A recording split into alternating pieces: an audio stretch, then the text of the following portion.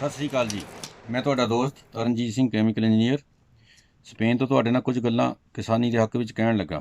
MSP ਜੋ ਭਾਜਪਾ ਸਰਕਾਰ ਵੱਲੋਂ ਲਾਗੂ ਕੀਤੀ ਜਾ ਰਹੀ ਹੈ। MSP ਦਾ ਮਤਲਬ ਹੈ ਕਿ ਪੂਰੇ ਭਾਰਤ ਵਿੱਚ ਅਨਾਜ ਦੀ ਕੀਮਤ ਘੱਟ ਤੋਂ ਘੱਟ ਲਾਗੂ ਕੀਤੀ ਜਾਵੇਗੀ, ਜਿਸ ਦਾ ਮਤਲਬ ਹੈ ਮਿਨੀਮਮ ਸਪੋਰਟ ਪ੍ਰਾਈਸ। ਸਰਕਾਰ ਸਿਰਫ ਅਨਾਜ ਦੀ ਕੀਮਤ ਘੱਟੋ ਘੱਟ ਲਗਾਵੇਗੀ। ਸਰਕਾਰ ਅਗਰ ਅਨਾਜ ਤੇ SP ਲਗਾ ਰਹੀ ਹੈ, ਜੋ ਅਨਾਜ ਨੂੰ ਉਗਾਉਣ ਲਈ ਖਾਦਾਂ, ਕੀਟਨਾਸ਼ਕ ਦਵਾਈਆਂ, ਡੀਜ਼ਲ ਵਰਤਿਆ ਜਾਂਦਾ ਹੈ, ਉਸ 'ਤੇ ਵੀ ਸਰਕਾਰ ਟੈਕਸ ਮਾਫ਼ ਕਰੇ।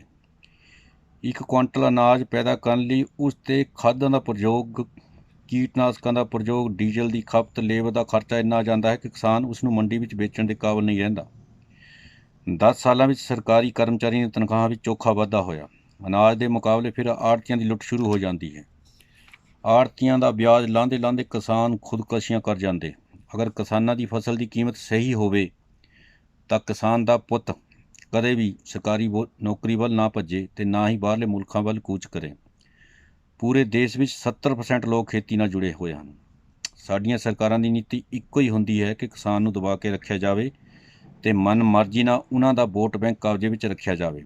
ਅਗਰ ਅਨਾਜ ਦੀ ਕੀਮਤ ਵੀ ਸਰਕਾਰੀ ਮੁਲਾਜ਼ਮਾਂ ਵਾਂਗ ਮਿਲਣ ਵਾਲੀ ਤਨਖਾਹ ਦੇ ਬਰਾਬਰ ਹੋ ਜਾਵੇ ਤਾਂ ਉਹਨਾਂ ਦੀ ਖੇਤੀ ਦਾ ਬੀਮਾ ਅਤੇ ਕਿਸਾਨਾਂ ਦੇ ਬੱਚਿਆਂ ਦੀ ਪੜ੍ਹਾਈ ਅਤੇ ਕਿਸਾਨਾਂ ਦੀਆਂ ਕੁੜੀਆਂ ਦੇ ਵਿਆਹ ਬਾਰੇ ਅਤੇ ਮੈਡੀਕਲ ਭੱਤੇ ਦਿੱਤੇ ਜਾਵੇ ਅਤੇ ਭਾਰਤ ਦਾ ਕਿਸਾਨ ਵੀ ਬਾਹਰਲੇ ਮੁਲਕਾਂ ਦੇ ਕਿਸਾਨਾਂ ਵਾਂਗ ਖੁਸ਼ਹਾਲ ਹੋ ਜਾਵੇ।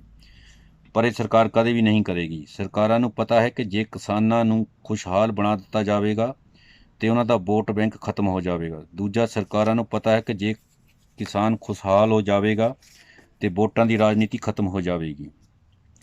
ਸਾਡੇ ਕਿਸਾਨਾਂ ਦੇ ਬੱਚੇ ਵੀ ਪੜ੍ਹਾਈ ਪੱਖੋਂ ਵੀ ਪਛੜੇ ਰਹਿ ਜਾਂਦੇ ਹਨ। ਪੜ੍ਹਾਈ ਪੱਖੋਂ ਪਛੜੇ ਕਿਸਾਨ ਨੂੰ ਸਰਕਾਰੀ ਆਸਾਨੀ ਨਾਲ ਵਰਗਲਾ ਲੈਂਦੀਆਂ ਹਨ ਅਤੇ ਕਿਸਾਨਾਂ ਨੂੰ ਨਵੇਂ ਲਾਰੇ ਲਾ ਕੇ ਆਪਣੀਆਂ ਸਰਕਾਰਾਂ ਬਣਾ ਲੈਂਦੀਆਂ ਹਨ ਅਤੇ ਬਾਅਦ ਵਿੱਚ ਕਿਸਾਨਾਂ ਦਾ ਹੱਥ ਕੋਈ ਨਹੀਂ ਫੜਦੇ ਅਤੇ ਆਪਣੀਆਂ ਮਨਮਰਜ਼ੀਆਂ ਕਰਦੇ। ਸਰਕਾਰਾਂ ਨੂੰ ਇਹ ਸਮਝ ਨਹੀਂ ਆਉਂਦੀ ਕਿ ਅਗਰ ਕਿਸਾਨ ਖੁਸ਼ਹਾਲ ਹੋਵੇਗਾ ਅਤੇ ਲੋਕ ਨੌਕਰੀਆਂ ਲਈ ਅਤੇ ਬਾਹਰਲੇ ਮੁਲਕਾਂ ਵੱਲ ਕੂਚ ਨਹੀਂ ਕਰਨਗੇ। MSP ਲਾਗੂ ਹੋਣ ਤੋਂ ਬਾਅਦ ਕਿਸਾਨਾਂ ਦੀ ਫਸਲ ਦੀ ਕੀਮਤ ਇੰਨੀ ਘੱਟ ਨਿਰਧਾਰਤ ਕੀਤੀ ਜਾਵੇਗੀ, ਕਿਸਾਨ ਕੋਲ ਖੁਦਕੁਸ਼ੀ ਕਰਨ ਤੋਂ ਇਲਾਵਾ ਕੋਈ ਚਾਰਾ ਨਹੀਂ ਹੋਵੇਗਾ। ਦੂਜਾ, ਜ਼ਮੀਨਾਂ ਦੀ ਕੀਮਤ ਇੰਨੀ ਗਿਰ ਜਾਵੇਗੀ ਕਿਸਾਨ ਵੇਚ ਕੇ ਵੀ ਆਪਣਾ ਕਰਜ਼ਾ ਨਹੀਂ ਉਤਾਰ ਸਕੇਗਾ। ਦੂਜਾ, ਕਿਸਾਨਾਂ ਨੂੰ ਸਰਕਾਰ ਬੋਲ ਰਹੀ ਹੈ ਕਿ ਸਰਕਾਰੀ ਮੰਡੀਆਂ ਵੀ ਅਨਾਜ ਖਰੀਦੇ ਕਰਨਗੀਆਂ, ਕਿਉਂਕਿ MSP ਲਾਗੂ ਕਰਨ ਨਾਲ ਸਰਕਾਰੀ ਮੰਡੀਆਂ ਵਿੱਚ ਖਰੀਦ ਘਟ ਜਾਵੇਗੀ, ਜੋ ਕਿ ਸਰਕਾਰ ਵੀ ਇਹੋ ਚਾਹੁੰਦੀ ਹੈ ਕਿ ਸਰਕਾਰ ਘੱਟੋ ਘੱਟ ਅਨਾਜ ਖਰੀਦੇ ਅਤੇ ਪ੍ਰਾਈਵੇਟ ਏਜੰਸੀਆਂ ਵੱਧ ਖਰੀਦੇ। ਸਭ ਤੋਂ ਵੱਡੀ ਗੱਲ, ਸਰਕਾਰਾਂ ਕੋਲ ਅਨਾਜ ਨੂੰ ਰੱਖਣ ਲਈ ਗੋਦਾਮ ਨਹੀਂ ਹੈ, ਇਸ ਲਈ ਹਰ ਸਾਲ ਲੱਖਾਂ ਕੁਆਂਟਲ ਅਨਾਜ ਸਰਕਾਰਾਂ ਦੀ ਅਣਗਹਿਲੀ ਨਾਲ ਸੜ ਜਾਂਦਾ ਹੈ। ਇਸ ਲਈ ਸਰਕਾਰਾਂ ਕਿਸਾਨਾਂ ਕੋਲੋਂ ਅਨਾਜ ਖਰੀਦਣ ਲਈ ਪੈਸੇ ਖਰਚਣ ਲਈ ਤਿਆਰ ਨਹੀਂ ਹਨ। ਉਹ ਚਾਹੁੰਦੀਆਂ ਹਨ ਕਿ ਕਿਸਾਨਾਂ ਦਾ ਅਨਾਜ ਪ੍ਰਾਈਵੇਟ ਏਜੰਸੀਆਂ ਖਰੀਦੇ ਅਤੇ ਸਰਕਾਰੀ ਪੈਸਾ ਆਪਣੇ MLA ਅਤੇ MP ਮਨਮਰਜ਼ੀ ਨਾਲ ਖਰਚ ਕਰ ਸਕੇ। ਸਰਕਾਰਾਂ ਬੋਲ ਰਹੀਆਂ ਹਨ ਕਿ ਕਿਸਾਨ ਆਪਣਾ ਅਨਾਜ ਭਾਰਤ ਦੇ ਕਿਸੇ ਹਿੱਸੇ ਵਿੱਚ ਜਾ ਕੇ ਵੇਚ ਸਕਦਾ ਹੈ, ਪਰ ਭਾਰਤ ਵਿੱਚ 40% ਕਿਸਾਨ ਇਹੋ ਜਿਹੇ ਹਨ ਜੋ ਖੇਤੀ ਸਿਰਫ ਆਪਣੇ ਪਰਿਵਾਰ ਨੂੰ ਪਾਲਣ ਵਾਸਤੇ ਹੀ ਕਰਦੇ ਹਨ। ਮੱਧ ਵਰਗੀ ਕਿਸਾਨ ਵਿੱਚ ਇੰਨੀ ਹਿੰਮਤ ਨਹੀਂ ਕਿ ਉਹ ਆਪਣਾ ਅਨਾਜ ਬਾਹਰਲੇ ਸੂਬਿਆਂ ਵਿੱਚ ਵੇਚ ਸਕੇ। ਫਸਲ ਨਾਲੋਂ ਵੱਧ ਖਰਚਾ ਤੇ ਭਾੜੇ ਦਾ ਹੋ ਜਾਵੇਗਾ। ਸਰਕਾਰ ਦਾ ਮੇਨ ਮਨਸੂਬਾ ਹੀ ਇਹੀ ਹੈ ਕਿ ਉਹ ਕਿਸਾਨਾਂ ਦੀ ਫਸਲ ਖਰੀਦਣ ਤੋਂ ਬਚ ਸਕੇ, ਇਸ ਲਈ ਉਹ ਇਹ ਝੰਜਟ ਤੋਂ ਬਚ ਸਕੇ। MSP ਲਾਗੂ ਹੋਣ ਤੋਂ ਬਾਅਦ ਕਿਸਾਨ ਦੀ ਹਾਲਤ ਵੱਧ ਤੋਂ ਬਦਤਰ ਹੋ ਜਾਵੇਗੀ। ਕਿਸਾਨ ਨੂੰ ਖੁਦਕੁਸ਼ੀ ਕਰਨ ਤੋਂ ਇਲਾਵਾ ਕੋਈ ਰਾਹ ਨਹੀਂ ਹੋਵੇਗਾ। ਬੈਂਕਾਂ ਦੇ ਕਰਜ਼ੇ ਵੀ ਮੋੜ ਨਹੀਂ ਸਕਣਗੇ। ਹੁਣ ਲੋੜ ਹੈ ਹਰ ਇੱਕ ਕਿਸਾਨ ਨੂੰ ਰਾਜਨੀਤੀ ਤੋਂ ਉੱਪਰ ਉੱਠ ਕੇ ਕਿਸਾਨਾਂ ਦੀ ਮਦਦ ਕਰਨ ਦੀ, ਤਾਂ ਜੋ ਸਰਕਾਰਾਂ ਦੀਆਂ ਜੜ੍ਹਾਂ ਹਿਲਾਈਆਂ ਜਾ ਸਕੇ ਅਤੇ ਇਸ ਕਾਨੂੰਨ ਨੂੰ ਵਾਪਸ ਲਿਆ ਜਾਵੇ। ਨਹੀਂ ਤਾਂ ਉਹ ਦਿਨ ਦੂਰ ਨਹੀਂ ਜਦੋਂ ਭਾਰਤ ਦਾ ਹਰ ਇਨਸਾਨ ਅਨਾਜ ਖਰੀਦਣ ਲਈ ਤੜਫ ਜਾਵੇਗਾ ਅਤੇ ਕਿਸਾਨ ਅਨਾਜ ਉਪਜਾਉਣ ਤੋਂ ਅਸਮਰੱਥ ਹੋ ਜਾਵੇਗਾ ਅਤੇ ਮੱਧ ਵਰਗੀ ਲੋਕ ਜੋ ਨੌਕਰੀਆਂ ਕਰਦੇ ਨੇ ਉਹ ਅਨਾਜ ਖਰੀਦਣ ਦੇ ਲਈ ਵੀ ਯੋਗ ਨਹੀਂ ਹੋਣਗੇ ਅਤੇ ਕਿੱਥੋਂ ਆਪਣੇ ਬੱਚਿਆਂ ਨੂੰ ਸਕੂਲ ਪੜ੍ਹਾ ਸਕਣਗੇ। ਪ੍ਰਾਈਵੇਟ ਕੰਪਨੀਆਂ ਆਪਣੀਆਂ ਮਨਮਰਜ਼ੀ 'ਤੇ ਰੇਟ ਲਗਾ ਕੇ ਅਨਾਜ ਵੇਚਣਗੀਆਂ ਅਤੇ ਕਿਸਾਨ ਪਾਸ ਖੁਦਕੁਸ਼ੀਆਂ ਕਰਨ ਤੋਂ ਇਲਾਵਾ ਕੋਈ ਚਾਰਾ ਨਹੀਂ ਬਚਣਾ। ਸੋ ਸਾਰੇ ਲੋਕਾਂ ਨੂੰ ਹੱਥ ਜੋੜ ਕੇ ਬੇਨਤੀ ਹੈ ਕਿ ਕਿਸਾਨਾਂ ਦਾ ਸਾਥ ਦੇਵੋ ਤਾਂ ਜੋ ਇਸ ਕਾਲੇ ਕਾਨੂੰਨ ਨੂੰ ਪਾਸ ਹੋਣ ਤੋਂ ਰੋਕਿਆ ਜਾਵੇ। ਦੂਜੀ ਗੱਲ ਇਹ, ਮੰਨ ਲਓ ਕਿ ਰਾਸ਼ਟਰਪਤੀ ਇਹ ਕਾਨੂੰਨ ਨੂੰ ਲਾਗੂ ਕਰ ਵੀ ਦਿੰਦਾ ਹੈ। ਅਗਰ ਕਿਸਾਨ ਸਮਝਦਾਰ ਹੋਵੇ ਤੇ ਸਿਰਫ ਆਪਣੇ ਜੋਗੀ ਫਸਲ ਬੀਜਣ ਅਤੇ ਇਹਨਾਂ ਦੀਆਂ ਨਾਸਾਂ ਦੇ ਵਿੱਚ ਧੂੰਆਂ ਦਮ ਕਰਕੇ ਰੱਖ ਦੇਣ, ਕਿਉਂਕਿ ਜਦੋਂ ਕਿਸਾਨ ਆਪਣੇ ਹੀ ਵਾਸਤੇ ਅਨਾਜ ਬੀਜੇਗਾ ਅਤੇ ਲੋਕ ਅਨਾਜ ਕਿੱਥੋਂ ਖਰੀਦਣਗੇ। ਪਰ ਇਹ ਕਿਸਾਨ ਕਰ ਨਹੀਂ ਸਕਦਾ, ਕਿਉਂਕਿ ਕਿਸਾਨ ਦੇ ਪਾਸ ਬੈਂਕਾਂ ਦੇ ਪੈਸੇ ਮੋੜਨ ਵਾਸਤੇ, ਲੋਕ ਆਪਣੀਆਂ ਬੱਚੀਆਂ ਦੇ ਵਿਆਹਾਂ ਕਰਨ ਵਾਸਤੇ, ਲੋੜਾਂ ਪੂਰੀਆਂ ਕਰਨ ਵਾਸਤੇ ਨਹੀਂ ਬਚ ਸਕਣਗੇ। ਦੂਜੀ ਗੱਲ, ਸਰਕਾਰਾਂ ਨਹੀਂ ਚਾਹੁੰਦੀਆਂ ਕਿ ਕਿਸਾਨ ਵੀ ਮਾਡਰਨ ਹੋ ਜਾਵੇ। ਅਗਰ ਕਿਸਾਨ ਮਾਡਰਨ ਹੋ ਜਾਵੇਗਾ ਤੇ ਲੋਕਾਂ ਦੀਆਂ ਬਹੁਤ ਖਾਸ ਕਰਕੇ ਰਾਜਨੀਤੀ ਲੋਕਾਂ ਦੀਆਂ ਮੁਸ਼ਕਲਾਂ ਵੱਧ ਜਾਣਗੀਆਂ। ਕਿਉਂਕਿ ਜਿੱਥੇ ਹੁਣ ਮੰਨ ਲਓ ਇੱਕ ਪਿੰਡ ਵਿੱਚ ਇੱਕ ਸਰਪੰਚ ਹੈ, ਇੱਕ ਲੰਬੜਦਾਰ ਹੈ, ਸਿਰਫ ਉਹ ਉਸ ਨੂੰ ਹੀ ਬਰਗਲਾ ਲੈਂਦੇ ਹਨ ਅਤੇ ਬਾਕੀ ਦੇ ਜਿਹੜੇ ਲੋਕ ਜੋ ਗਰੀਬ ਲੋਕ ਹੈ ਉਹ ਕਿਸਾਨਾਂ ਅਤੇ ਸਰਪੰਚਾਂ ਅਤੇ ਲੰਬੜਦਾਰਾਂ ਮਗਰ ਲੱਗ ਕੇ ਰਾਜਨੀਤਿਕ ਲੋਕਾਂ ਨੂੰ ਵੋਟਾਂ ਪਾ ਦਿੰਦੇ ਹਨ।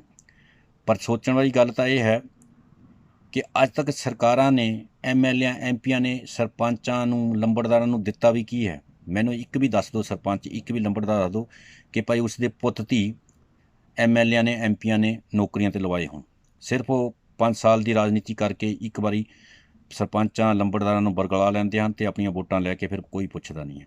ਹੁਣ ਸਭ ਤੋਂ ਵੱਡੀ ਗੱਲ ਕਿ ਹਰ ਇਨਸਾਨ ਪਾਰਟੀ ਤੋਂ ਉੱਪਰ ਉੱਠ ਕੇ ਕਿਸਾਨਾਂ ਦਾ ਸਾਥ ਦੇਵੇ ਤਾਂ ਜੋ ਕਿ ਕਿਸਾਨ ਆਪਣੀ ਜ਼ਮੀਨਾਂ ਨੂੰ ਬਚਾ ਸਕਣ। ਨਹੀਂ ਤਾਂ ਇਹ ਹਾਲ ਹੋਵੇਗਾ ਕਿ ਕਿਸਾਨ ਜਦੋਂ ਸਰਕਾਰ MSP ਮਿਨੀਮਮ ਸਪੋਰਟ ਪ੍ਰਾਈਸ ਲਾਗੂ ਕਰਦੇ ਵੀ, ਮੰਨ ਲਓ ਇੱਕ ਕੁਆਂਟਲ ਕਣਕ ਦਾ ਰੇਟ 2000 ਰੁਪਏ ਹੈ ਅਤੇ ਮੰਨ ਲਓ ਉੱਤੇ ਖਰਚਾ ਕਿੰਨਾ ਹੁੰਦਾ ਹੈ। ਪਹਿਲਾਂ ਡੀਜ਼ਲਾਂ ਦਾ ਰੇਟ ਦੇਖੋ, ਫਿਰ ਖਾਦਾਂ ਦਾ ਰੇਟ ਦੇਖੋ, ਫਿਰ ਕੀਟਨਾਸ਼ਕ ਦਵਾਈਆਂ ਦਾ ਰੇਟ ਦੇਖੋ, ਫਿਰ ਲੇਬਰ ਦਾ ਰੇਟ ਦੇਖੋ।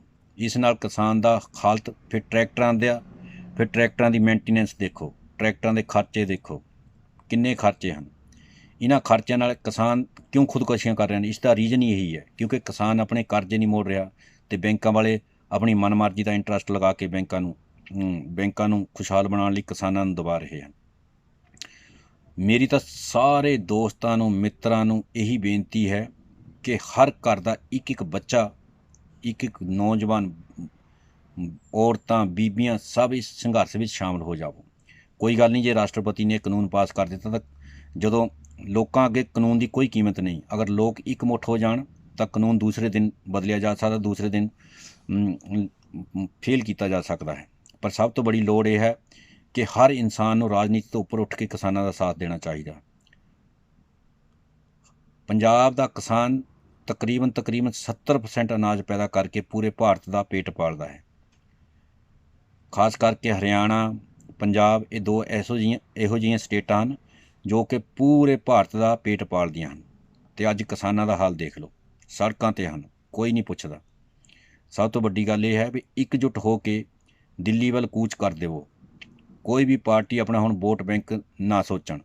ਅਗਰ ਕਿਸਾਨ ਖੁਸ਼ਹਾਲ ਹੋ ਜਾਂਦਾ ਹੈ ਤਾਂ ਰਾਜਨੀਤੀ ਵੀ ਖਤਮ ਹੋ ਜਾਂਦੀ ਹੈ ਅਤੇ ਅੱਗੇ ਨੂੰ ਚੰਗੇ ਪੜ੍ਹੇ ਲਿਖੇ MLA MP, ਚੰਗੇ ਵੈਲ ਐਜੂਕੇਟਡ ਲੋਕ ਹੋਣਗੇ ਤਾਂ ਵੋਟ ਦੀ ਰਾਜਨੀਤੀ ਆਟੋਮੈਟਿਕ ਖਤਮ ਹੋ ਜਾਵੇਗੀ।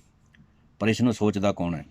ਇੱਕ MLA ਇੱਕ ਵਾਰ 5 ਸਾਲ ਵਾਸਤੇ ਇੱਕ MLA ਬਣ ਜਾਂਦਾ, ਉਹ ਇੰਨਾ ਪੈਸਾ ਕਮਾ ਲੈਂਦਾ ਹੈ ਕਿ ਉਹ 7 ਪੀੜ੍ਹੀਆਂ ਉਹਦੀਆਂ ਆਰਾਮ ਨਾਲ ਆਪਣਾ ਗੁਜ਼ਾਰਾ ਕਰਦੀਆਂ ਹਨ। ਅਤੇ ਦੂਜੇ ਪਾਸੇ ਕਿਸਾਨ 7 ਪੀੜ੍ਹੀਆਂ ਦਾ ਕਿਹਾ, ਇੱਕ ਪੀੜ੍ਹੀ ਵੀ ਪੂਰੀ ਤਰ੍ਹਾਂ ਕਮਾ ਨਹੀਂ ਪਾਉਂਦੀ ਕਿਉਂਕਿ ਕਿਸਾਨਾਂ ਦਾ ਬਹੁਤ ਬੁਰਾ ਹਾਲ ਕਰ ਦਿੱਤਾ ਹੈ।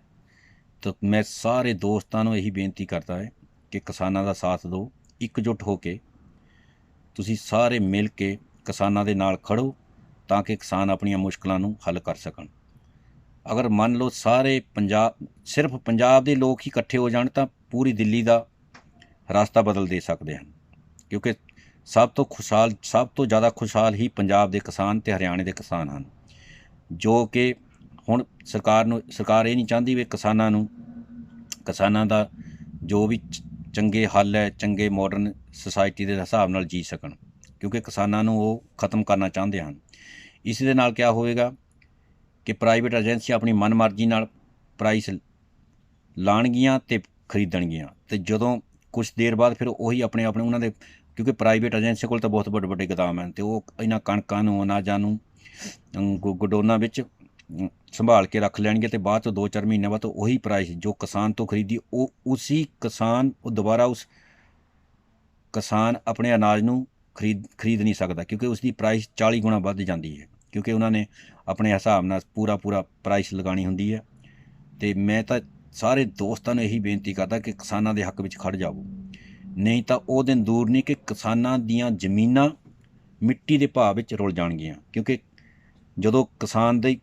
ਜਦੋਂ ਜ਼ਮੀਨ ਉਪਜਾਊ ਨਹੀਂ ਰਹੇਗੀ, ਉਪਜਾਊ ਦਾ ਮਤਲਬ ਇਹ ਕਿ ਕਿਸਾਨ ਆਪਣੇ ਖੇਤਾਂ ਵਿੱਚ ਫਸਲ ਨਹੀਂ ਉਪਜਾ ਸਕੇਗਾ ਕਿਉਂਕਿ ਉਸ ਦਾ ਰੀਜ਼ਨ ਸਭ ਤੋਂ ਵੱਡਾ ਇਹੀ ਹੈ ਕਿਉਂਕਿ ਖਰਚੇ ਹੀ ਇੰਨੇ ਹੋਣਗੇ ਕਿ ਕਿਸਾਨ ਆਪਣੀ ਜ਼ਮੀਨ ਨੂੰ ਬੰਜਰ ਬਣਾ ਦੇਵੇਗਾ, ਕਿਉਂਕਿ ਉਹ ਬੀਜ ਨਹੀਂ ਪਾਊਗਾ। ਜਦੋਂ ਜ਼ਮੀਨਾਂ ਹੀ ਬੰਜਰ ਹੋ ਜਾਵਣਗੀਆਂ ਤੇ ਉਹ ਆਖਰਕਾਰ ਕਿਸਾਨ ਮਜਬੂਰੀ ਦੇ ਵਿੱਚ ਆਪਣੀਆਂ ਜ਼ਮੀਨਾਂ ਵੇਚਣਗੇ। ਜੋ ਇਸੀ ਜ਼ਮੀਨਾਂ ਨੂੰ ਹੀ ਫਿਰ ਵੱਡੇ ਵੱਡੇ ਇੰਡਸਟਰੀਲਿਸਟ ਆਰਾਮ ਨਾਲ ਖਰੀਦ ਸਕਣਗੇ ਤੇ ਉਹਨਾਂ 'ਤੇ ਆਪਣੀਆਂ ਫੈਕਟਰੀਆਂ ਲਗਾ ਕੇ, ਤੇ ਉਹੀ ਕਿਸਾਨ ਜਿਨ੍ਹਾਂ ਤੋਂ ਖਰੀਦੀ ਆ ਉਹੀ ਉਹਨਾਂ ਜ਼ਮੀਨਾਂ ਦੇ ਵਿੱਚ ਹੀ ਜਦੋਂ ਇੰਡਸਟਰੀ ਉਹੀ ਕਿਸਾਨ ਉੱਥੇ ਦਿਹਾੜੀਦਾਰ ਹੋਣਗੇ। ਹੁਣ ਤੁਸੀਂ ਅੰਦਾਜ਼ਾ ਲਗਾਓ ਕਿ ਕਿਸਾਨਾਂ ਦੀ ਹਾਲਤ ਸਰਕਾਰਾਂ ਨੇ ਕਿਆ ਕਰ ਦੇਣੀ ਆ।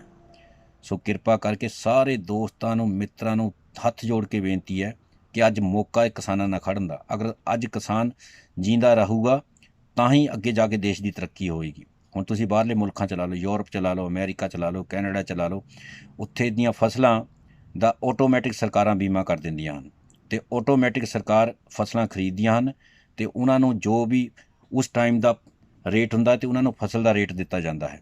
ਮੰਨ ਲਓ ਕਿਸਾਨ ਨਹੀਂ ਵੇਚਣਾ ਚਾਹੁੰਦਾ ਤਾਂ ਆਪਣੀ ਮਰਜ਼ੀ ਨਾਲ ਉਹ ਆਪਣੀ ਫਸਲ ਵੇਚ ਸਕਦਾ ਹੈ। ਪਰ ਪੰਜਾਬ ਦੇ ਵਿੱਚ ਕਿਸਾਨਾਂ ਦੀ ਹਾਲਤ ਇੰਨੀ ਹੈ, ਮੰਨ ਲਓ 70% ਕਿਸਾਨ ਇਹੋ ਜਿਹੇ ਹਨ ਕਿ ਜੋ ਸਿਰਫ ਫਸਲ ਆਪਣੇ ਪਰਿਵਾਰ ਨੂੰ ਪਾਲਣ ਲਈ ਬੀਜਦੇ ਹਨ ਅਤੇ ਤਕਰੀਬਨ 10% ਇਹੋ ਜਿਹੇ ਕਿਸਾਨ ਹਨ ਜੋ ਕਿ ਪੂਰੇ ਖੁਸ਼ਹਾਲ ਹਨ, ਬਹੁਤ ਜ਼ਿਆਦਾ ਜ਼ਮੀਨਾਂ ਹਨ। ਉਹਨਾਂ 10% ਕਿਸਾਨਾਂ ਨਾਲ ਕੋਈ ਮਤਲਬ ਨਹੀਂ ਰਹਿ ਜਾਂਦਾ। ਜਦ ਤੱਕ 70% ਕਿਸਾਨ ਨਹੀਂ ਖੁਸ਼ਹਾਲ ਹੁੰਦਾ, ਉਹ 10% ਕਿਸਾਨਾਂ ਦਾ ਜੋ ਖੁਸ਼ਹਾਲ ਕਿਸਾਨ ਆ ਉਹਨਾਂ ਦਾ ਕੋਈ ਮਤਲਬ ਨਹੀਂ ਹੁੰਦਾ, ਕਿਉਂਕਿ ਉਹਨਾਂ ਦੇ 10% ਖੁਸ਼ਹਾਲ ਕਿਸਾਨਾਂ ਨਾਲ ਕਿਸੇ ਵੀ ਦੇਸ਼ ਦਾ ਭਲਾ ਨਹੀਂ ਹੋਣਾ। ਜਦ ਤੱਕ ਤੁਸੀਂ 70% ਕਿਸਾਨਾਂ ਦੇ ਨਾਲ ਚੱਲ ਕੇ ਸਰਕਾਰਾਂ ਚੰਗੀਆਂ ਨੀਤੀਆਂ ਨਹੀਂ ਅਪਣਾਉਂਦੀਆਂ ਅਤੇ ਇਸ ਦਾ ਕੋਈ ਮਤਲਬ ਨਹੀਂ ਰਹਿ ਜਾਂਦਾ।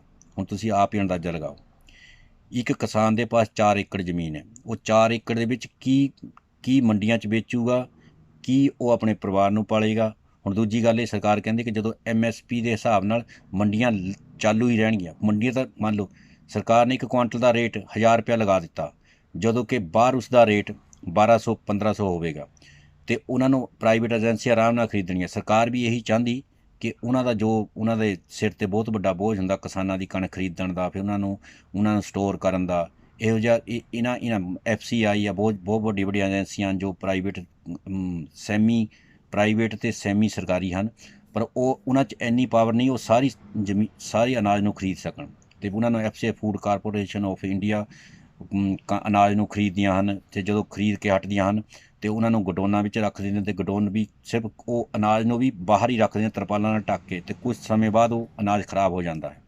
ਇਸ ਤਰ੍ਹਾਂ ਸਰਕਾਰ ਦਾ ਪੈਸਾ ਵੀ ਵੇਸਟੇਜ ਜਾਂਦਾ ਹੈ। ਅਤੇ ਇਸ ਕਰਕੇ ਸਰਕਾਰ ਦੀ ਸਿਰਫ ਇਹੀ ਮੇਨ ਨੀਤੀ ਸਰਕਾਰ ਦੀ ਇਹੀ ਹੈ ਕਿ ਸਰਕਾਰ ਅਨਾਜ ਨੂੰ ਨਾ ਖਰੀਦੇ ਤਾਂ ਕਿ ਉਹ ਇਸ ਅਨਾਜ ਤੋਂ ਬਚ ਸਕੇ, ਖਰੀਦਣ ਤੋਂ ਬਚ ਸਕੇ, ਤਾਂ ਕਿ ਉਹਨਾਂ 'ਤੇ ਬਹੁਤ ਵੱਡਾ ਬੋਝ ਹੈ। ਉਹ ਵੀ ਚਾਹੁੰਦੇ ਹਨ ਕਿ ਪ੍ਰਾਈਵੇਟ ਏਜੰਸੀਆਂ ਕਣਕਾਂ ਖਰੀਦਣ ਅਤੇ ਉਹਨਾਂ ਨੂੰ ਬਾਰਦਾਨਾ ਖਰੀਦਣ ਦੀ ਦਿੱਕਤ, ਸਟੋਰ ਕਰਨ ਦੀ ਦਿੱਕਤ, ਕਿਸਾਨਾਂ ਨੂੰ ਪੈਸੇ ਦੇਣ ਦੀ ਦਿੱਕਤ, ਇਹੋ ਜਿਹੀਆਂ ਦਿੱਕਤਾਂ ਕਰਕੇ ਸਰਕਾਰ ਨਹੀਂ ਚਾਹੁੰਦੀ ਕਿ ਕਿਸਾਨ ਦਾ ਅਨਾਜ ਖਰੀਦਿਆ ਜਾਵੇ। ਇਸ ਕਰਕੇ ਉਹ ਇਸ ਬਿੱਲ ਨੂੰ ਲਾਗੂ ਕਰ ਰਹੇ ਹਨ ਤਾਂ ਕਿ ਸਰਕਾਰ 'ਤੇ ਘੱਟੋ ਘੱਟ ਸਰਕਾਰ 'ਤੇ 60% ਬੋਝ ਪੈ ਜਾਂਦਾ ਹੈ ਜਦੋਂ ਕਿਸਾਨਾਂ ਦੀ ਫਸਲ ਆਉਂਦੀ ਹੈ, ਉਹਨਾਂ ਨੂੰ ਖਰੀਦਣ ਵਾਸਤੇ, ਉਹਨਾਂ ਨੂੰ ਸਟੋਰ ਕਰਨ ਵਾਸਤੇ, ਉਹਨਾਂ ਨੂੰ ਪੈਸੇ ਦੇਣ ਵਾਸਤੇ। ਅਤੇ ਇਸ ਕਰਕੇ ਕਿਸਾਨ ਮੰਡੀਆਂ ਦੇ ਵਿੱਚ ਇੱਕ ਕਿਸਾਨ ਤਕਰੀਬਨ ਮੰਡੀ ਦੇ ਵਿੱਚ ਹਫ਼ਤਾ ਰੁਲਦਾ, ਜਦ ਤੱਕ ਮੰਨ ਲਓ ਬਾਰਿਸ਼ ਪੈ ਜਾਂਦੀ ਹੈ ਅਤੇ ਅਨਾਜ ਖਰਾਬ ਹੋ ਜਾਂਦਾ। ਸਰਕਾਰ ਉਸਦੇ ਅਨਾਜ ਦਾ ਕੋਈ ਬੀਮਾ ਨਹੀਂ ਹੁੰਦਾ, ਅਤੇ ਜਦੋਂ ਆੜ੍ਹਤੀ ਖਰੀਦਦੇ ਹਨ ਅਤੇ ਉਹ ਕਹਿੰਦੇ ਹਨ ਵੀ ਕਣਕ ਗਿੱਲੀ ਹੈ, ਅਸੀਂ ਨਹੀਂ ਖਰੀਦਦੇ। ਅਤੇ ਇਸ ਦਾ ਨੁਕਸਾਨ ਕਿਸ ਨੂੰ? ਇਸ ਦਾ ਖਮਿਆਜ਼ਾ ਕਿਸਾਨਾਂ ਨੂੰ ਹੀ ਭੁਗਤਣਾ ਪੈਂਦਾ ਹੈ। ਇਸ ਸਰਕਾਰ, ਜੇ ਮੰਨ ਲਓ ਸਰਕਾਰ ਇਹੋ ਜਿਹਾ ਕਾਨੂੰਨ ਪਾਸ ਕਰੇ ਕਿ ਉਸ ਦੀ ਫਸਲ ਦਾ ਬੀਮਾ, ਉਸ ਨੂੰ ਕੀਟਨਾਸ਼ਕ ਦਵਾਈਆਂ ਪਰ ਕੰਸੈਸ਼ਨ, ਉਹਨਾਂ ਨੂੰ ਖਾਦਾਂ 'ਤੇ ਖਰੀਦਣ 'ਤੇ ਕੰਸੈਸ਼ਨ, ਉਹਨਾਂ ਨੂੰ ਟਰੈਕਟਰ ਖਰੀਦਣ 'ਤੇ ਕੰਸੈਸ਼ਨ, ਉਹਨਾਂ ਨੂੰ ਬੈਂਕ ਫੈਸਿਲਿਟੀ ਪੂਰੀ ਮਿਲਣੀ ਚਾਹੀਦੀ ਹੈ। ਇਹੋ ਜਿਹਾ ਕਾਨੂੰਨ ਬਣਾਇਆ ਜਾਵੇ ਤਾਂ ਕਿ ਕਿਸਾਨ ਆਪਣੀ ਜ਼ਮੀਨ 'ਚ ਚੰਗੀ ਤਰ੍ਹਾਂ ਨਾਲ ਅਨਾਜ ਬੀਜ ਸਕੇ ਅਤੇ ਖੁਸ਼ਹਾਲੀ ਕਰ ਸਕੇ। ਪਰ ਇਹੋ ਜਿਹਾ ਕੋਈ ਨਹੀਂ ਚਾਹੁੰਦਾ, ਕਿਉਂਕਿ ਸਰਕਾਰਾਂ ਦੀ ਪੋਲਿਸੀ, ਖਾਸ ਕਰਕੇ ਇੰਡੀਅਨ ਗੌਰਮੈਂਟ ਦੀ ਪੋਲਿਸੀ ਬਹੁਤ ਹੀ ਜ਼ਿਆਦਾ ਖਰਾਬ ਹੈ। ਉਹ ਕਿਸਾਨਾਂ ਵਾਸਤੇ ਕੋਈ ਵੀ ਚੰਗਾ ਕੰਮ ਨਹੀਂ ਕਰ ਸਕਦੀਆਂ। ਤਾਂ ਕਿਰਪਾ ਕਰਕੇ ਮੇਰੇ ਦੋਸਤਾਂ ਨੂੰ, ਮੇਰੇ ਮਿੱਤਰਾਂ ਨੂੰ ਇਹੀ ਬੇਨਤੀ ਹੈ ਕਿ ਅੱਜ ਮੌਕਾ ਹੈ ਕਿਸਾਨਾਂ ਨਾਲ ਖੜ੍ਹਨ ਦਾ। ਅਗਰ ਅੱਜ ਤੁਸੀਂ ਪਛੜ ਗਏ ਤਾਂ ਸਮਝ ਲਓ ਇੱਕ ਮੱਧ ਵਰਗੀ ਇਨਸਾਨ ਜੋ ਸਰਕਾਰੀ ਨੌਕਰੀ ਕਰਦਾ ਹੈ, ਉਸ ਦੇ ਵਿੱਚ ਇੰਨੀ ਪਾਵਰ ਨਹੀਂ ਹੋਏਗੀ ਕਿ ਉਹ ਆਪਣੇ ਪਰਿਵਾਰ ਦਾ ਪੇਟ ਪਾਲ ਸਕਣ, ਕਿਉਂਕਿ ਅਨਾਜਾਂ ਦੀ ਕੀਮਤ ਹੀ ਇੰਨੀ ਵੱਧ ਜਾਣੀ ਕਿ ਉਹ ਇੱਕ ਆਮ ਬੰਦਾ ਨਹੀਂ ਖਰੀਦ ਸਕਦਾ। ਦੂਜੀ ਗੱਲ ਇਹ, ਅਤੇ ਜੋ ਮੱਧ ਵਰਗੀ ਸਰਕਾਰੀ ਮੁਲਾਜ਼ਮ ਹਨ ਉਹ ਆਪਣੇ ਬੱਚਿਆਂ ਨੂੰ ਚੰਗੀ ਐਜੂਕੇਸ਼ਨ ਦੇਣ ਦੇ ਅਸਮਰੱਥ ਹੋ ਜਾਣਗੇ, ਕਿਉਂਕਿ ਉਹਨਾਂ ਕੋਲ ਇੰਨਾ ਪੈਸਾ ਨਹੀਂ ਹੋਵੇਗਾ ਉਹ ਆਪਣੀ ਫਸਲਾਂ, ਉਹ ਆਪਣਾ ਅਨਾਜ ਹੀ ਆਪਣੇ ਬੱਚਿਆਂ ਲਈ, ਬੱਚਿਆਂ ਦਾ ਪੇਟ ਭਰਨ ਲਈ ਖਰੀਦ ਸਕਣ। ਕਿਉਂਕਿ ਸਭ ਤੋਂ ਵੱਡੀ ਗੱਲ ਇਹ ਹੈ, ਇਹੋ ਜਿਹਾ ਕਾਨੂੰਨ ਬਣਾਇਆ ਜਾਵੇ ਕਿ ਕਿਸਾਨਾਂ ਨੂੰ ਸਰਕਾਰੀ ਰੇਟ 'ਤੇ ਸਰਕਾਰੀ ਬੈਂਕਾਂ ਵਿੱਚ ਅਤੇ ਉਹਨਾਂ ਦੀ ਫਸਲ ਦਾ ਬੀਮਾ ਕੀਤਾ ਜਾਵੇ, ਅਤੇ ਉਹਨਾਂ ਦੀ ਬੱਚਿਆਂ ਦੀ ਪੜ੍ਹਾਈ ਵਾਸਤੇ ਕੋਈ ਇਹੋ ਜਿਹਾ ਕਾਨੂੰਨ ਬਣਾਇਆ ਜਾਵੇ ਤਾਂ ਕਿ ਉਹਨਾਂ ਨੂੰ 60% ਤੋਂ ਲੈ ਕੇ 70% ਤੱਕ ਰਿਜ਼ਰਵੇਸ਼ਨ ਮਿਲ ਸਕੇ, ਖਾਸ ਕਰਕੇ ਕਿਸਾਨਾਂ ਨੂੰ। ਪਰ ਇਹੋ ਜਿਹਾ ਕਾਨੂੰਨ ਕਦੀ ਨਹੀਂ ਪਾਸ ਹੋਣ ਲੱਗਾ, ਕਿਉਂਕਿ ਅੱਜ ਮੌਕਾ ਹੈ ਕਿ ਕਿਸਾਨ ਸਾਰੇ ਹਰ ਬੰਦੇ ਨੇ ਅਨਾਜ ਖਰੀਦਣਾ ਹੁੰਦਾ ਹੈ, ਚਾਹੇ ਉਹ ਕਿਸਾਨ ਹੈ, ਚਾਹੇ ਉਹ ਸਰਕਾਰੀ ਮੁਲਾਜ਼ਮ ਹੈ, ਉਸ ਨੂੰ ਅਨਾਜ ਖਰੀਦਣ ਦੀ ਲੋੜ ਪੈਂਦੀ ਹੈ, ਕਿਉਂਕਿ ਅਨਾਜ ਤੋਂ ਬਗੈਰ ਕਿਸੇ ਦੀ ਕੋਈ ਕੀਮਤ ਨਹੀਂ। ਇਸ ਲਈ ਕਿਸਾਨ ਨੂੰ ਜਿੰਦਾ ਰੱਖਣ ਲਈ ਉਹਨਾਂ ਦੇ ਨਾਲ ਖੜਨ ਦੀ ਲੋੜ ਹੈ, ਨਹੀਂ ਤਾਂ ਇੱਕ ਦਿਨ ਐਸਾ ਆਊਗਾ ਕਿ ਸਰਕਾਰਾਂ ਬਾਹਰਲੇ ਮੁਲਕਾਂ ਤੋਂ ਅਨਾਜ ਖਰੀਦਣਗੀਆਂ, ਕਿਉਂਕਿ ਜਦੋਂ ਤੱਕ ਕਿਸਾਨ ਖਤਮ ਹੋ ਜਾਵੇਗਾ। ਅਗਰ ਕਿਸਾਨੀ ਨੂੰ ਜਿੰਦਾ ਰੱਖਣਾ ਹੈ ਤਾਂ ਹਰ ਇੱਕ ਬੰਦੇ ਨੂੰ ਇਕਜੁੱਟ ਹੋ ਕੇ ਅੱਜ ਦਿੱਲੀ ਵੱਲ ਕੂਚ ਕਰਨਾ ਚਾਹੀਦਾ ਹੈ, ਤਾਂ ਕਿ ਸਰਕਾਰ ਦੀਆਂ ਨਾਸਾਂ ਦਾ ਧੂੰਆਂ ਬੰਦ ਕੀਤਾ ਜਾਵੇ, ਤਾਂ ਕਿ ਉਹਨਾਂ ਨੂੰ ਪਤਾ ਚੱਲ ਜਾਵੇ ਕਿ ਕਿਸਾਨ 'ਚ ਕਿੰਨਾ ਦਮ ਹੈ। ਹੁਣ ਤੁਸੀਂ ਆਪ ਹੀ ਅੰਦਾਜ਼ਾ ਲਓ, 70% ਲੋਕ ਕਿਸਾਨੀ ਦੇ ਖੇਤੇ ਨਾਲ ਜੁੜੇ ਹੋਏ ਹਨ। ਮੰਨ ਲਓ ਇੱਕ ਪਰਿਵਾਰ ਦਾ ਇੱਕ ਬੱਚਾ ਪੜ੍ਹ ਲਿਖ ਕੇ ਸਰਕਾਰੀ ਨੌਕਰੀ ਲੱਗ ਜਾਂਦਾ ਹੈ, ਪਰ ਉਸਦੇ ਮਾਂ-ਬਾਪ ਤਾਂ ਇੱਕ ਕਿਸਾਨ ਹੀ ਹਨ। ਤੁਸੀਂ ਇਹ ਨਾ ਸੋਚੋ ਕਿ ਤੁਸੀਂ ਸਰਕਾਰੀ ਮੁਲਾਜ਼ਮ ਹੈ, ਤੁਸੀਂ ਚੰਗੀ ਪੋਸਟ ਹੈ, ਪਰ ਤੁਸੀਂ ਆਪਣਾ ਪਿਛੋਕੜ ਦੇਖੋ, ਤੁਹਾਡਾ ਆਪਣਾ ਪਿਛੋਕੜ ਕਿਸਾਨਾਂ ਨਾਲ ਹੀ, ਕਿਸਾਨੀ ਦੇ ਨਾਲ ਹੀ ਜੁੜਿਆ ਹੋਇਆ ਹੈ। ਅਗਰ ਕਿਸਾਨ ਨੇ ਮਿਹਨਤ ਕਰਕੇ ਤੁਹਾਡੇ ਆਪਣੇ ਬੱਚਿਆਂ ਨੂੰ ਚੰਗੀ ਐਜੂਕੇਸ਼ਨ ਦਿੱਤੀ ਹੈ ਤਾਂ ਤੁਹਾਨੂੰ ਅੱਜ ਕਿਸਾਨਾਂ ਦੇ ਹੀ ਬੱਚੇ IAS, IPS, PCS, PPS ਨੌਕਰੀਆਂ 'ਤੇ ਬੈਠੇ ਹਨ। ਕਿਸਾਨ ਨੇ ਆਪਣਾ ਪੇਟ ਕੱਟ ਕੇ ਆਪਣੇ ਬੱਚਿਆਂ ਨੂੰ ਚੰਗੀ ਐਜੂਕੇਸ਼ਨ ਦਿੱਤੀ, ਅਤੇ ਤਾਂ ਕਰਕੇ ਉਹ ਅੱਜ ਉਹ ਬੜੀਆਂ ਸਰਕਾਰੀ ਪੋਸਟਾਂ 'ਤੇ ਬੈਠੇ ਹਨ। ਇਸ ਲਈ ਜੋ ਵੱਡੇ ਅਫਸਰ ਹੈ ਉਹਨਾਂ ਨੂੰ ਵੀ ਇਹ ਸੋਚਣਾ ਚਾਹੀਦਾ ਕਿ ਅਸੀਂ ਵੀ ਇੱਕ ਕਿਸਾਨ ਦੇ ਪੁੱਤਰ ਹਨ, ਅਤੇ ਉਹਨਾਂ ਨੂੰ ਵੀ IAS ਆਫਿਸਰਾਂ ਨੂੰ, IPS ਆਫਿਸਰਾਂ ਨੂੰ, PCS, PPS, IAS ਜਿੰਨੇ ਵੀ ਹਾਈ ਕਲਾਸ ਪੋਸਟ ਦੇ ਆਫਿਸਰ ਹੈ ਉਹਨਾਂ ਨੂੰ ਮਿਲ ਕੇ ਕਿਸਾਨਾਂ ਦਾ ਸਾਥ ਦੇਣਾ ਚਾਹੀਦਾ ਹੈ। ਜਦੋਂ ਤੱਕ ਵੱਡੇ ਅਫਸਰ IPS, IAS ਆਫਿਸਰ ਕਿਸਾਨਾਂ ਦਾ ਸਾਥ ਦੇਣਗੇ ਤੇ ਆਟੋਮੈਟਿਕ ਇਹ ਕਾਨੂੰਨ ਨੂੰ ਫੇਲ ਕੀਤਾ ਜਾ ਸਕਦਾ ਹੈ। ਅਗਰ ਮੰਨ ਲਓ ਅਗਰ ਸਰਕਾਰੀ ਮੁਲਾਜ਼ਮ ਜਾਂ ਬੜੇ ਅਫਸਰ ਇਹ ਸੋਚਦੇ ਹਨ ਕਿ ਕਿਸਾਨਾਂ ਦਾ ਹੀ ਮੁੱਦਾ ਹੈ, ਤੇ ਇੱਕ ਦਿਨ ਉਹ ਦੂਰ ਨਹੀਂ ਜਦੋਂ ਕਿਸਾਨ ਸਿਰਫ ਆਪਣੇ ਲਈ ਹੀ ਅਨਾਜ ਬੀਜਣਗੇ ਤੇ ਆਪਣਾ ਹੀ ਪੇਟ ਪਾਲਣਗੇ। ਉਸ ਤੋਂ ਬਾਅਦ ਉਹੀ ਅੱਜ ਇੱਕ ਕਿਲੋ ਕਣਕ ਦੇ ਆਟੇ ਦੀ ਪ੍ਰਾਈਸ ਮੰਨ ਲਓ 50 ਰੁਪਏ ਹੈ। ਜਦੋਂ ਕਿਸਾਨ ਸਿਰਫ ਆਪਣੇ ਵਾਸਤੇ ਅਨਾਜ ਬੀਜੇਗਾ ਤੇ ਉਹੀ ਇੱਕ ਕਿਲੋ ਆਟੇ ਦੀ ਕੀਮਤ ਤਕਰੀਬਨ 1000 ਰੁਪਏ ਕਿਲੋ ਹੋ ਜਾਵੇਗੀ। ਤੇ ਇੱਕ ਪਰਿਵਾਰ 'ਚ ਜੇ ਅਗਰ 2 ਮਾਂ-ਬਾਪ 2 ਬੱਚੇ ਹੈ ਤੇ ਤਕਰੀਬਨ ਉਹ ਇੱਕ ਮਹੀਨੇ ਦੇ ਵਿੱਚ ਘੱਟੋ ਘੱਟ 20 ਕਿਲੋ ਆਟਾ ਦੀ ਖਪਤ ਹੁੰਦੀ ਹੈ। ਅਨਾਜਾਂ ਲਾ ਲਓ, ਦਾਲਾਂ ਲਾ ਲਓ, ਹੋਰ ਖਰਚੇ ਲਗਾ ਲਓ, ਤੇ 20 ਕਿਲੋ ਆਟਾ ਖਰੀਦਣ ਵਾਸਤੇ ਇੱਕ ਇਨਸਾਨ ਨੂੰ 20,000 ਰੁਪਇਆ ਸਿਰਫ ਆਟਾ ਖਰੀਦਣ ਵਾਸਤੇ ਹੀ ਵਰਤਣ ਦੀ ਲੋੜ ਹੈ। ਹੁਣ ਮੰਨ ਲਓ ਇੱਕ ਸਰਕਾਰੀ ਮੁਲਾਜ਼ਮ ਦੀ ਤਨਖਾਹ 40,000 ਹੈ ਤੇ ਉਸ ਨੂੰ ਸਿਰਫ 20,000 ਰੁਪਇਆ ਸਿਰਫ ਆਟਾ ਖਰੀਦਣ ਵਾਸਤੇ ਹੀ ਖਰਚਣੇ ਪੈਣਗੇ, ਤੇ ਬੱਚਿਆਂ ਦੀ ਪੜ੍ਹਾਈ ਕਿੱਥੋਂ ਕਰੂਗਾ। ਸੋ ਇਹ ਗੱਲਾਂ ਸਭ ਸੋਚਣ ਵਾਲੀਆਂ ਨੇ, ਇਹਨਾਂ ਨੂੰ ਸੋਚ ਕੇ ਚੰਗੀ ਤਰ੍ਹਾਂ ਵਿਚਾਰ ਕੇ ਕਿਸਾਨਾਂ ਦੇ ਹੱਕ ਵਿੱਚ ਖੜਨ ਦੀ ਲੋੜ ਹੈ। ਨਹੀਂ ਤਾਂ ਇੱਕ ਦਿਨ ਦੂਰ ਨਹੀਂ ਹੈ ਕਿ ਕਿਸਾਨ ਸਿਰਫ ਆਪਣੇ ਵਾਸਤੇ ਹੀ ਅਨਾਜ ਬੀਜੇਗਾ।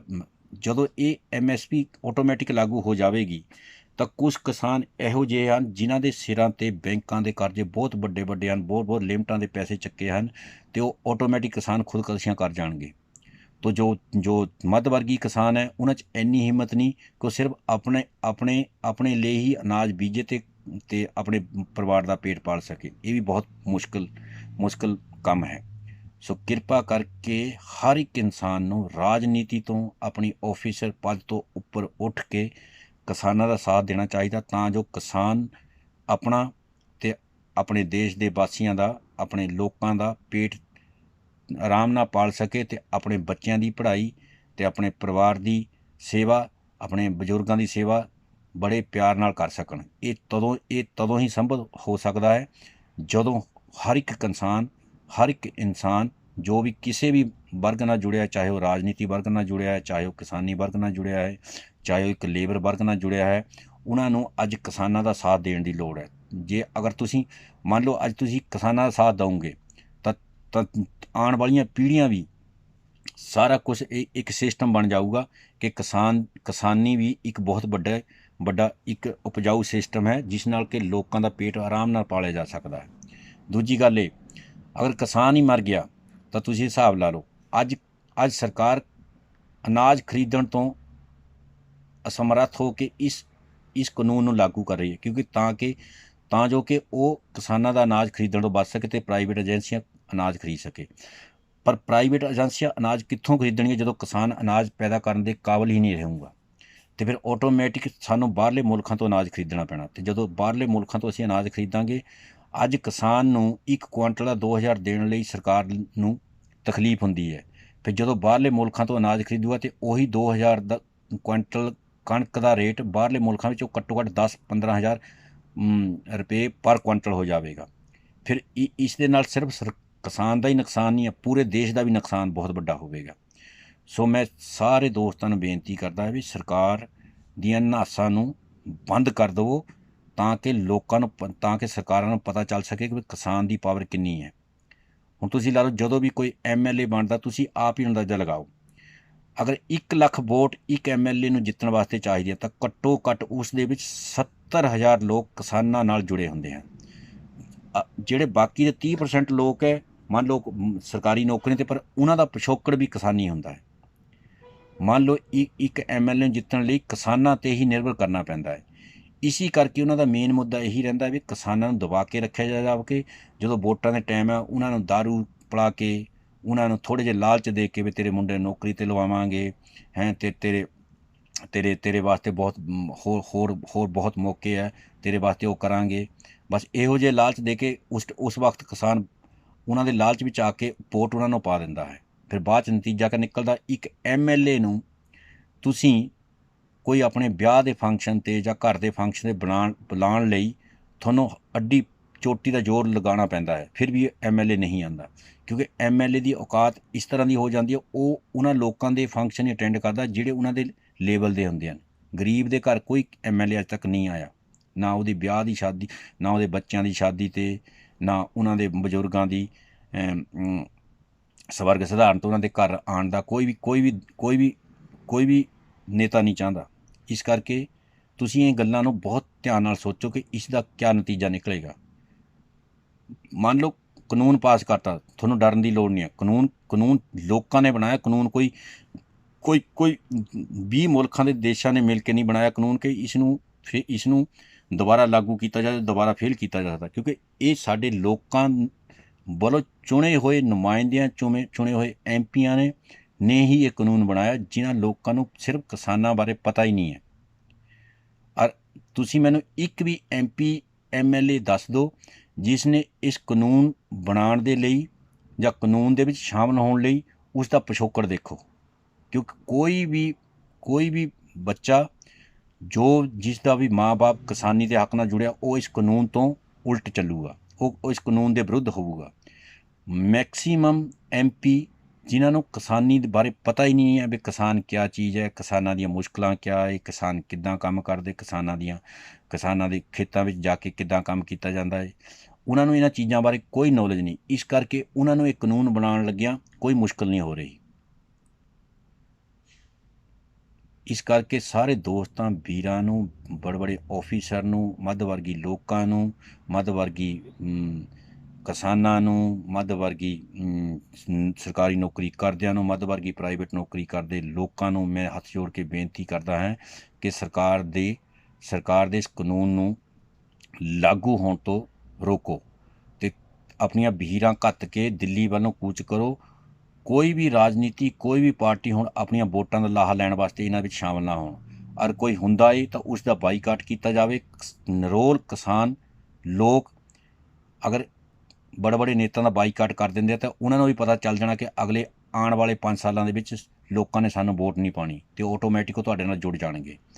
ਪਰ ਮੇਨ ਇਹ ਹੈ ਕਿ ਇਸ ਸੰਘਰਸ਼ ਨੂੰ ਠੰਡਾ ਨਾ ਹੋਣ ਦਿੱਤਾ ਜਾਵੇ। ਅਗਰ ਇੱਕ ਵਾਰੀ ਤੁਸੀਂ ਪਿੱਛੇ ਹਟ ਗਏ, ਇਹ ਕਾਨੂੰਨ ਪੂਰੀ ਤਰ੍ਹਾਂ ਪਾਸ ਹੋ ਗਿਆ, ਤਾਂ ਤੁਸੀਂ ਇਹ ਦੇਖ ਲਓ ਵੀ ਕਿਸਾਨ ਬਿਲਕੁਲ ਜ਼ੀਰੋ, ਬਿਲਕੁਲ ਖਤਮ ਹੋ ਜਾਵੇਗਾ। ਉਸ ਤੋਂ ਬਾਅਦ ਜੋ ਹਾਲਾਤ ਇੰਡੀਆ ਦੇ ਆਉਣਗੇ, ਜੋ ਹਾਲਾਤ ਪੰਜਾਬ ਦੇ ਆਉਣਗੇ, ਜੋ ਹਾਲਾਤ ਹਰਿਆਣਾ ਦੇ ਆਉਣਗੇ, ਉਹ ਲੋਕਾਂ ਦੇ ਸਾਹਮਣੇ ਹੀ ਹੈ। ਸੋ ਕਿਰਪਾ ਕਰਕੇ ਕਿਸਾਨਾਂ ਨੂੰ ਆਪਣੇ ਭਾਈ, ਆਪਣੇ ਪਰਿਵਾਰ ਸਮਝ ਕੇ ਉਹਨਾਂ ਦਾ ਸਾਥ ਦਿਓ।